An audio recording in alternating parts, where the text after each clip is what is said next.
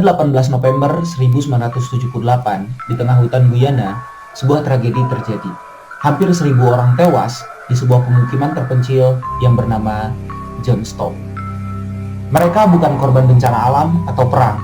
Mereka meninggal karena satu perintah dari satu orang yang bernama Jim Jones. Yang membuat tragedi ini semakin mengerikan adalah semua detik terakhir kehidupan mereka terekam di sebuah kaset audio.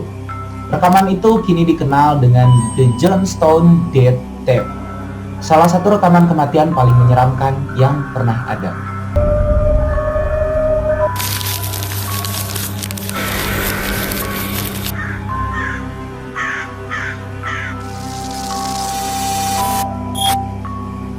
Jim Jones awalnya dikenal sebagai seorang pendeta karismatik di Amerika Serikat.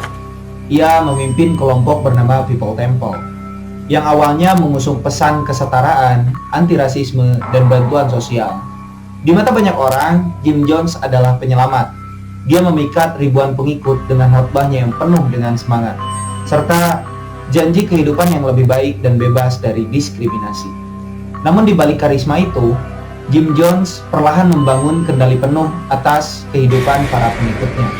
Semua keputusan, semua aturan, bahkan cara berpikir ditentukan olehnya.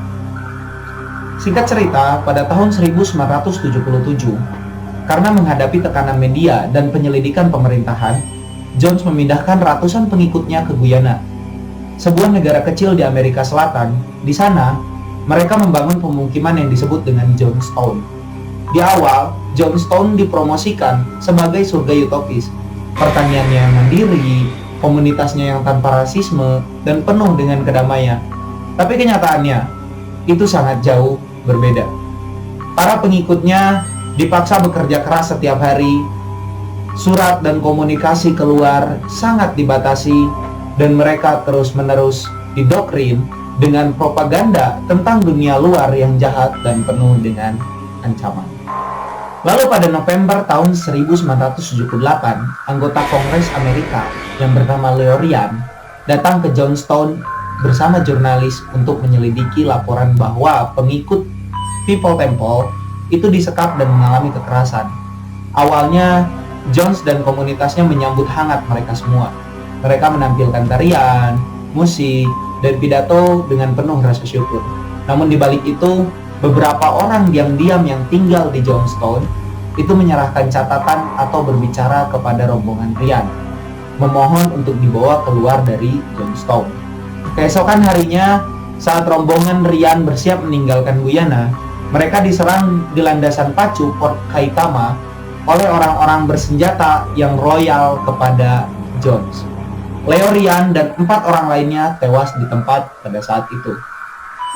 Setelah insiden pembunuhan Leo Ryan dan dengan jurnalisnya, Jones tahu bahwa ini adalah akhir dari Johnstown. Ia mengumpulkan seluruh pengikutnya di sebuah pavilion yang sangat besar. Mikrofon pun dipasang, dan inilah yang kemudian terekam di The Death Tape. Tried a handful of our people with their lives have made our life impossible. There's no way to detach ourselves from what's happened today. Not only we're in a compound situation, not only are there those who have left and committed the betrayal of the century, some have stolen children from others and they're in pursuit right now to kill them because they stole their children. And Dalam rekaman, suara Jim Jones terdengar begitu tenang, bahkan sangat lembut. Dia mengatakan bahwa dunia luar tidak akan membiarkan mereka hidup dengan damai, bahwa kematian adalah jalan keluar yang sangat terhormat. Dia memerintahkan ritual revolusioner, sebuah istilah untuk bunuh diri massal. Cairan chloride dicampur dengan cyanida dan obat penenang disiapkan. Perintahnya jelas, anak-anak harus minum terlebih dahulu, diikuti dengan orang dewasa.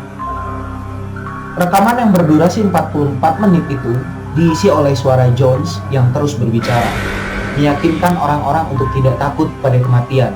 Sesekali terdengar suara anak-anak menangis, lalu mereda setelah diberi meminum racun. Beberapa orang terdengar ragu dan mempertanyakan keputusan itu. Namun Jones membalas dengan kata-kata yang tegas, memanipulasi rasa takut dan loyalitas mereka. Dia berkata, "Kita tidak akan membunuh diri kita sendiri. Kita mengakhiri hidup kita sebagai protes terhadap kondisi dunia yang tidak manusiawi." Satu persatu suara mulai menghilang. Tangisan berubah menjadi keheningan. Di akhir rekaman, suara Jones mulai melemah. Dia berkata, "Hanya ada satu cara yang layak bagi kita untuk hidup dan mati. Itu adalah bersama-sama." Beberapa menit kemudian, rekaman pun berhenti.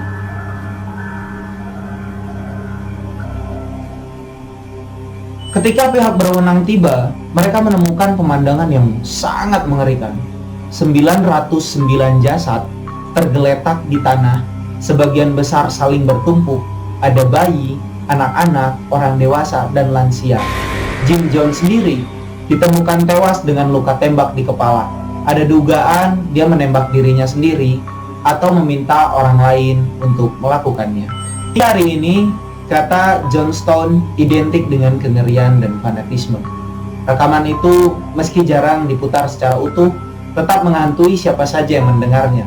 Bukan hanya karena suara tangisan atau kematian, tapi karena kita tahu, semua orang di sana percaya mereka sedang melakukan hal yang benar, dan itulah kengerian yang sesungguhnya. Follow dan subscribe Horor Edukasi untuk mengetahui fakta-fakta menarik lainnya yang ada di dunia ini. Jika teman-teman kalau misalnya ada cerita yang pengen diceritain, tulis di kolom komentar. Nanti kalau misalnya ada waktu, saya akan menceritakan cerita tersebut. See you.